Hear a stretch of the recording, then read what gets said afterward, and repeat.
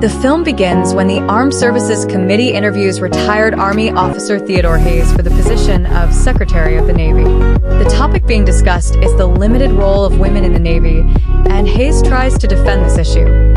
Suddenly, Lillian DeHaan, the senator from Texas who is leading the session, interrupts Hayes' speech. She disagrees with Hayes' views and says that the Navy's attitude toward women in the military has historically been bad. To prove her point, she brings a confidential file called the Lark Report and gives a copy to all the members of the session. The senator continues with her findings and reads excerpts from the report. This includes recorded statements from high-ranking Navy officials that appear to portray female soldiers as unfit. In addition, there are repeated misogynistic remarks. After this explosive meeting, the Navy immediately requests a private session with DeHaan. The female senator agrees to this meeting and soon sits down with officials from the Department of Defense. However, the Defense Department officials strongly oppose allowing women in the Navy and present a plan to neutralize DeHaan's efforts. The plan says that if a female student can pass the evaluation program set by the Navy, she will be allowed to join the Naval Training Program. DeHaan realizes that this is a trap because the Defense Department chooses the toughest training program for female students and wants to make an example of it. Nevertheless, she agrees to it because she knows that the noise created by this program will only help support her arguments. Outside the Senate office, Defense Department officials meet with Hayes and discuss the program that must be used for the female student or cadet whom DeHaan will choose. All of them settle on the United States Navy's Combined Reconnaissance Team, or CRT, an extremely grueling selection program in which nearly 60% of the candidates drop out before the fourth week, with the third week being so intense that it is called Hell Week. The male officials firmly believe that no woman will even make it past the first week. The scene then shifts to the Navy satellite monitoring room where topography analyst Jordan O'Neill is working on bringing a military team out of a war zone. The control room loses contact with the team, and one of the officials suggests sending additional support to pull the soldiers out. However, this process takes 18 minutes because the extra support team needs a lot of time to reach the predetermined rescue zone. On the other hand, O'Neill suggests completely changing the extraction point. She points out that the military team is made up of experienced soldiers who are looking for safer exits from the war zone. So even if direct communication with the team has been cut off, they should be searching for a new rescue location. She then quickly analyzes the satellite images of the region and identifies an area that will cut the rescue time in half. The officials give her map the green light, and exactly 9 minutes later the soldiers contact the control room again from the very point O'Neill had indicated. They are immediately rescued, and a major disaster is prevented. Meanwhile, in the Senate, DeHaan and her team review a list of candidates for the Navy's CRT program. The senator rejects a triathlete because she is extremely thin and rejects a powerlifting champion because she is too muscular and almost looks like a man. She wants the female candidate to match the traditional appearance of a woman, so she can prove that any woman can be part of the Navy and that women do not always need a strong appearance to do this job. Her eyes fall on Jordan O'Neill, who has impressive achievements in Olympic triathlon competitions and is also academically excellent. She also matches DeHaan's idea of feminine appearance. After an exciting day at work, O'Neill goes to her fiancé, Lieutenant Royce Harper, who is an operations officer he is in the Navy. She congratulates him for the success of the recent operation, but also warns him not to get too involved in such matters because he is not a soldier but an intelligence officer. At that very moment, O'Neill receives a call asking her to immediately meet Senator DeHaan in her office. In the next scene, the senator gives O'Neill the papers related to the CRT program and explains the whole situation. She says that if O'Neill can get through this training, the doors for women to join the Navy in the future will be opened. That night, the lieutenant returns home and shares the idea with her fiancé Royce, but he is not very enthusiastic about it for several reasons. To begin with, CRT is a very difficult program that could leave O'Neill with long-term physical injuries. She would also have to share the training and living space with other men who would certainly harass her. And even if she somehow gets selected, she would be deployed on long missions.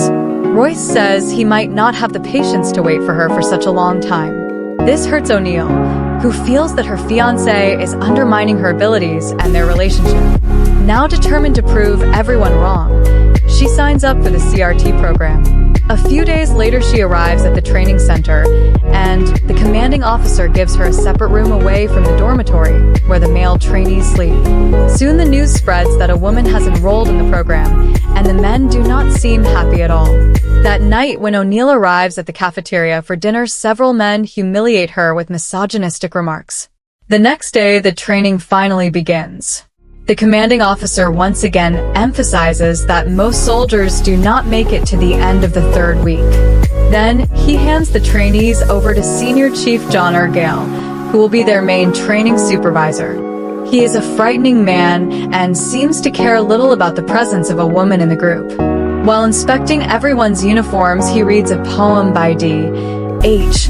Lawrence called Self-Pity, and indirectly tells them not to feel sorry for themselves. The trainees are first taught to carry military boats toward the sea and quickly disembark from them. The rest of the exercises are equally difficult and test their physical strength. During several exhausting drills, Chief John encourages them to quit, so they will not have to suffer any longer. A bell is placed in front of the training yard, and anyone who wants to leave must ring it 3 times. He does not treat O'Neill any differently, but she cannot escape the sexual remarks from the other trainees. At night, things get even worse. The trainees have 4 minutes to finish their dinner.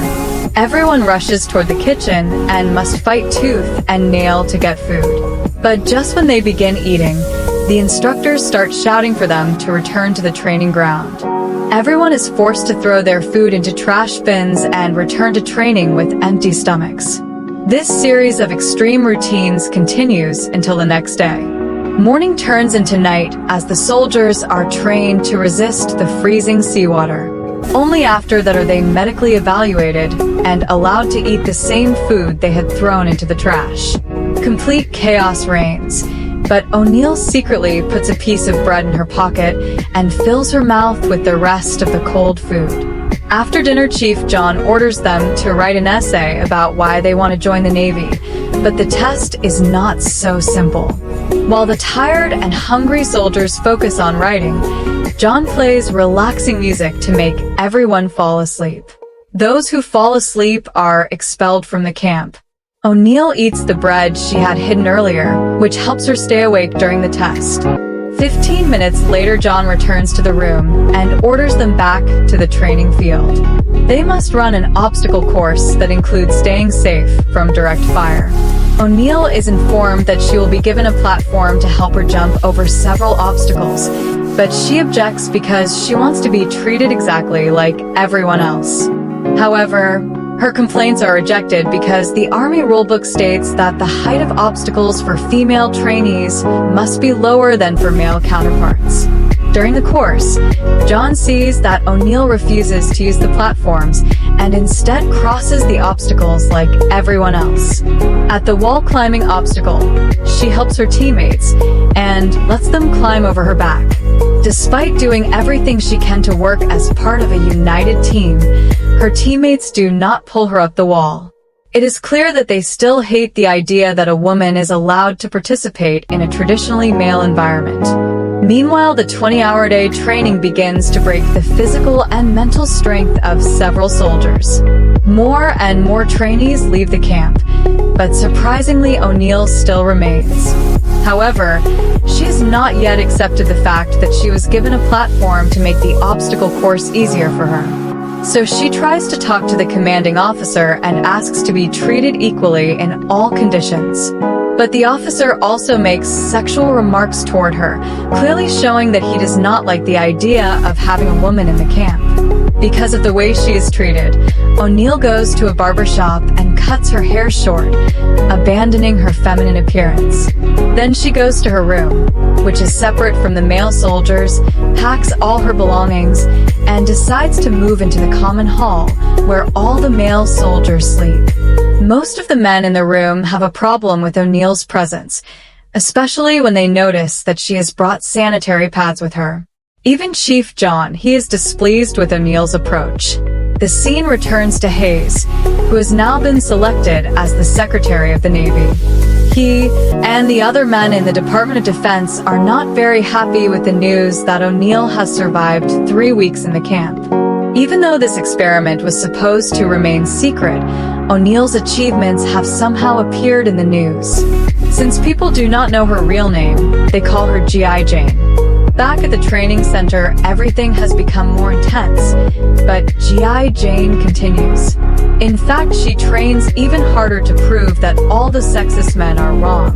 The results can already be seen because she has lost a large amount of body fat and has become muscular.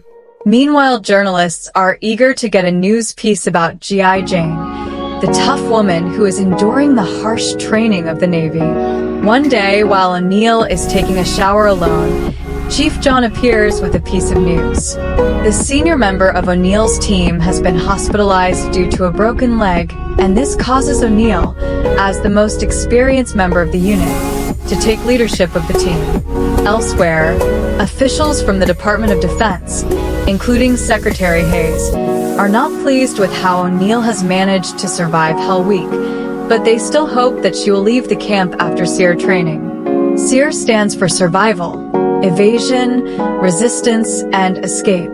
The SEER training phase arrives, and the soldiers jump out of an aircraft into an unknown location. They must reach a target, gather enough information about it, and retreat before being captured. Instead of a drill that only tests the physical readiness of soldiers, SEER is designed to simulate real-world scenarios. If soldiers request early extraction from their location, or if they are captured, they will be treated like real prisoners of war. Unfortunately, during the exercise, 2 members of O'Neill's team are captured when they refuse to follow her orders. Another member breaks his leg while rushing back to safety. O'Neill herself is also captured while trying to help him. They are only trainees, but the officers play their roles seriously and do not even help the man whose leg is broken. Instead, they torture him to get information about the location of other teams, which in this scenario means withdrawal from the camp. When O'Neill's turn comes, Chief John himself interrogates her. While her hands are tied behind her back, John brutally beats her. When the other training officers think this is too violent, John orders them to leave the area. Then he grabs O'Neill's head and slams it against the door. In the next stage, he pushes her head into cold water in front of everyone. He tortures O'Neill in order to force her teammates to reveal the location of the remaining teams, but O'Neill tells her teammates to remain silent. John pushes the torture even further and tries to tear her pants, saying that all of this could happen in a real situation. Suddenly, O'Neill fights back and manages to strike John between the legs and kicks his body twice. But John stands up and knocks her out. He turns to the other teammates and justifies his actions by saying that women were not born to fight. Hearing all this nonsense, O'Neill insults John. At this point, all the male trainees begin cheering for O'Neill and even push against Chief John. By turning a group of uncoordinated soldiers into a united team, O'Neill finally earns John's respect. News of G.I. Jane completing the SEER training reaches Senator DeHaan, who is truly pleased about it. After demonstrating her courage, O'Neill gains the respect of her fellow trainees, who now treat her as an equal and even as a friend. One day, while spending time at the beach with her female friends, someone secretly takes photos of her. The photos are sent to higher authorities who question O'Neill about homosexuality. She is told that having pictures taken with other female officers while she was in training is embarrassing for them and their organization. Because of this, she is suspended from continuing the training until the photos are investigated. O'Neill wants to continue her training and believes that someone is trying to sabotage her progress. However, she is told that after the photos are reviewed, she can restart the training from the beginning, which means that all the hardships she has endured so far will have been in vain. O'Neill becomes furious that everyone is trying to sabotage her. She rings the bell 3 times, showing that she is voluntarily withdrawing from the program. Then she returns home, and her fiancé shares some confusing news. It turns out that the anonymous photos were sent from Senator DeHaan's office, the very person who wanted O'Neill to succeed to prove women's capabilities. It becomes clear that the senator had only been using O'Neill for her own personal benefit. She wanted O'Neill to succeed just enough to frighten her male colleagues, and when O'Neill was on the verge of real success, DeHaan used her as a bargaining tool with the Navy to prevent the closure of military bases in her home state of Texas.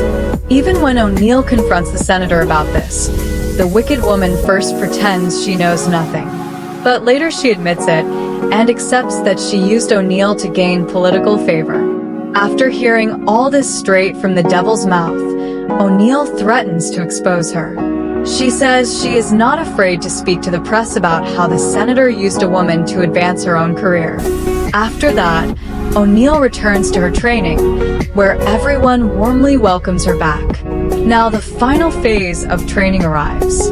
Before the last exercises begin, an emergency situation occurs that requires the immediate support of the CRT trainees. A surveillance satellite powered by plutonium has crashed in the Libyan desert.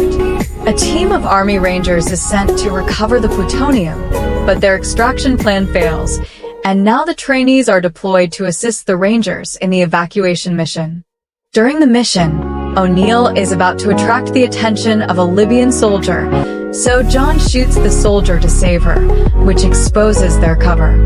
Libyan patrols become aware of American forces on their soil, and a firefight breaks out between the two sides. John becomes separated from his team, and when O'Neill studies the map, she realizes that John has not followed the route designated for regrouping with the others. Instead, he has taken the wrong path and is now in serious danger. But O'Neill takes charge of the situation. With the help of her teammate Mole, she manages to pull the wounded John out of the killing zone, once again proving her exceptional leadership abilities. Soon backup forces and combat helicopters arrive and launch the final attack. With that, everyone who participated in the mission is accepted into the CRT program. In the final scene, Chief John James Ergale gives O'Neill his Navy Cross and a book containing a short poem called Self-Pity as a token of appreciation for her success and also in gratitude for saving his life.